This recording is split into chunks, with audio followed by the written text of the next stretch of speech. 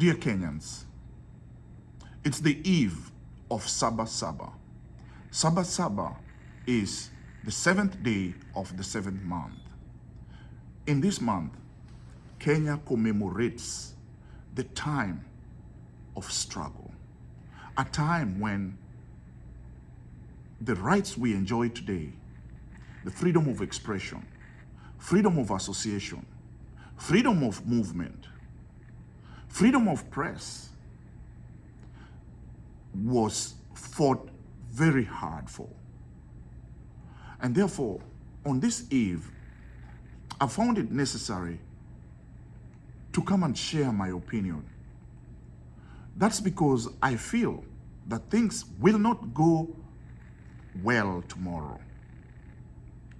Don't think I'm a pessimist. No. It appears that I know a little bit about Kenyans.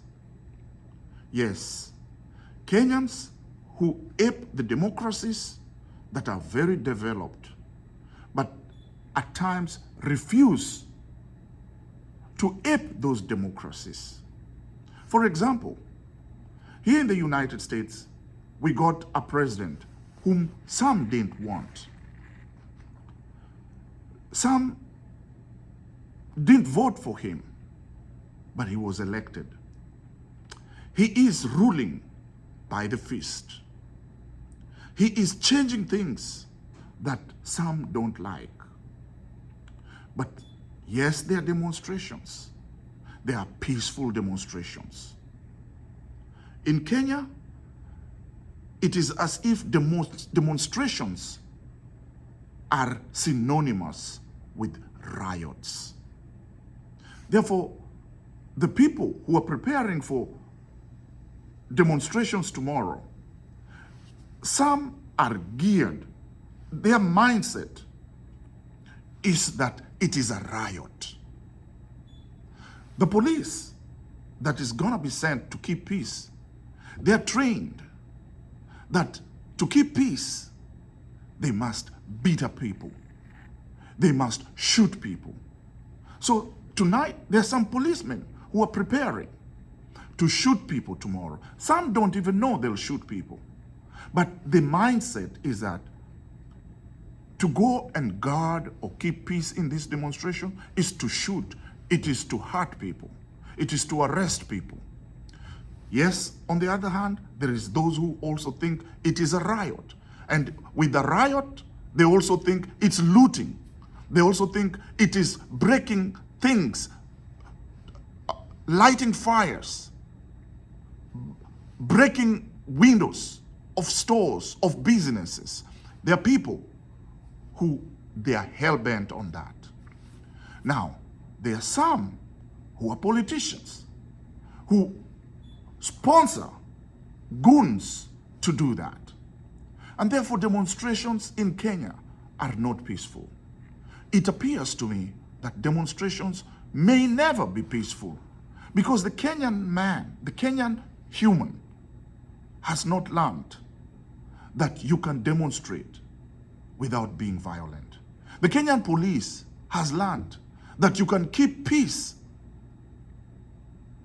but you still have to be violent. Why? It is the Kenyan situation. It is us. Ni sisi. That's how we are. So that's why I'm saying tomorrow, I have a feeling that it will not go well. But why? Where are we? Why are we here? Like I said in the previous video, we are here because some people are impatient. They don't want to wait for 2027. They say they want to remove the president. The president, on the other hand, he's saying he was elected and he'll do whatever it is in his power to stay and to quell the peace. Ladies and gentlemen, you see me wearing my white hat tonight. I am for peace. And I'll tell you this story. In 2007, we brought Raila to the United States to popularize him, to make him appealable to the people, to market him to the United States and other countries as he was gearing to embark on the journey for the presidential campaign. You all know how that campaign turned out. In short, Raila was ahead by 500,000 votes. The government created a blackout. And when the lights came back, when the power came back, Kibaki was now ahead by 500,000 votes. Guess what that did? It created chaos because some people were angry. Some people could not believe. And therefore, spontaneous riots, spontaneous demonstrations happened. Brother killed brother. Sister was displaced. And a lot other worse things that I don't even want to mention here went on.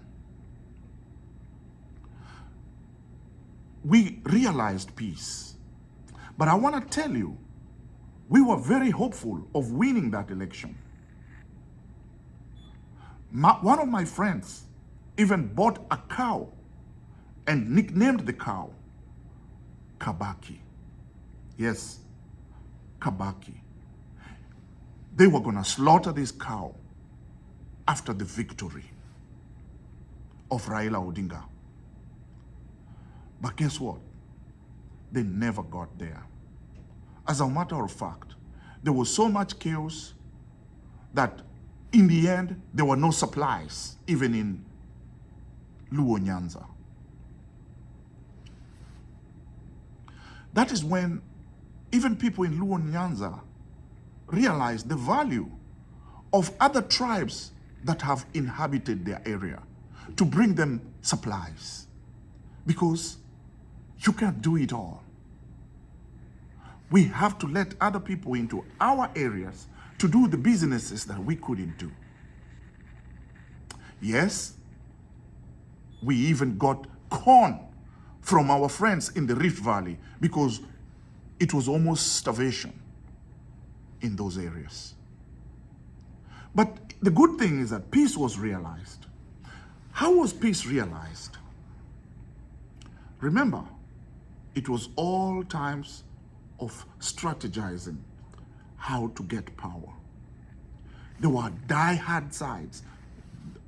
In both sides, there were die-hard positions. And one of the ways to get Raila Odinga to calm down and to realize, to agree to tone down their desire or expectation, was to make him visit the poor, the sick, and the dead. I remember when Raila actually visited the morgue and he saw what I don't even want to repeat here. That is when he said, you know what? It doesn't have to be this way. It doesn't have to be this way. And that's when he even himself presented himself in a position that he's willing to negotiate. So tomorrow, there are die-hard positions from the people of the mountain, from the people of the rift, and other people who are in between are caught in the crossfires. Why are we here? Because some people don't want to wait. They don't want to wait for 2027 for an election to elect the person you want. We are also here because the government has refused to budge. They're saying they were elected legally, they were installed legally, they were inaugurated legally, and therefore they are not willing to budge. So that's where we are. But I want to let you know, guys, it doesn't have to be this way. Kenya is a very beautiful country. Yes, I was in Kenya recently, and I was caught up in the demonstrations. Yes, I actually confronted or was confronted by tear gas. It wasn't a good thing. When Nairobi is like that, it is not a good place to be. What are we telling our visitors? What are we telling our tourists? What are we telling the business people? That we have to mess up Kenya in order for certain people to gain power. We have to mess up Kenya in order to remove somebody from power. He gained the power the correct way. Ladies and gentlemen, tomorrow, I urge you to restrain. You do not have to shoot somebody. You do not have to loot somebody's store. We need to learn that demonstrations can be peaceful. And I dare say, even though we fought for the right to demonstrate, demonstrations need not to interrupt other people's business or time. You don't have to go and shut down the streets of Nairobi to demonstrate your anger, your disagreement. You don't have to. That's why I am of the opinion, I agree that demonstrations should be in certain areas. The government should work hard. The legislature should create a law that demonstrations should actually not come to the CBD. But on the other hand, demonstrations should be allowed. Nobody should try to suppress demonstration with the tear gas. What for? Those who are demonstrating should be allowed, and they should be able to tell where they're going to do their demonstration. They should be provided security, and they should be let to demonstrate, to show their displeasure peacefully. And the government must not arm the police to go and create chaos in those demonstrations. The politicians must not be allowed to infiltrate demonstrations. Because here's the deal. If a certain group is demonstrating in this area, they've been given this area, they've been condoned in this area, there is no reason why somebody from the other side should be allowed in there to cause fracas in that area. So ladies and gentlemen, as Kenya goes tomorrow to commemorate Saba Saba, I want to tell you, you have a beautiful country, but you could lose it in a half. We could lose this country in a half. I mean half, not half. In a blow, it could go tomorrow. Exercise restraint.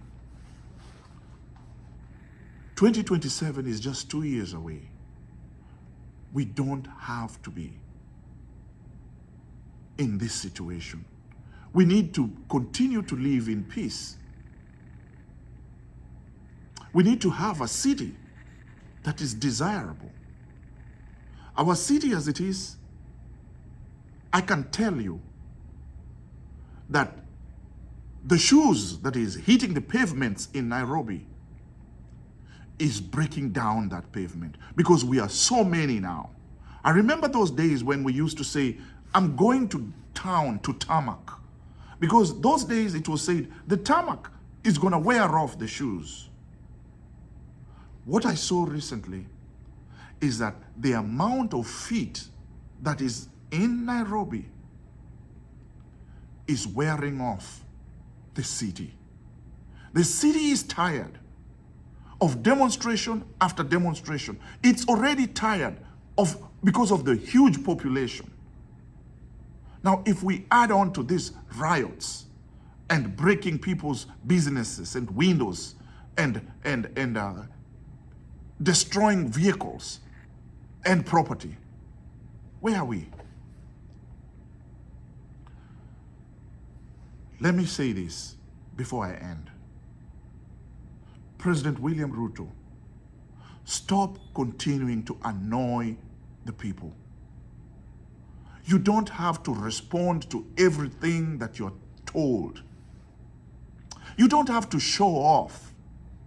And yes, you don't need a church at the State House. You don't need it. Kenya is a secular country. If you build a church, what about those who are Muslim? What about those who are Baha'i? What about those who are Hare Krishna? What about who, or even if it was just a church, what church is it gonna be? Is it gonna be ACK? Is it gonna be Methodist? Is it gonna be Baptist? Why your church? Why? You can create a room inside the already built State House. There's many huge rooms there. You can create a chapel for yourself where you can pray as the president of Kenya.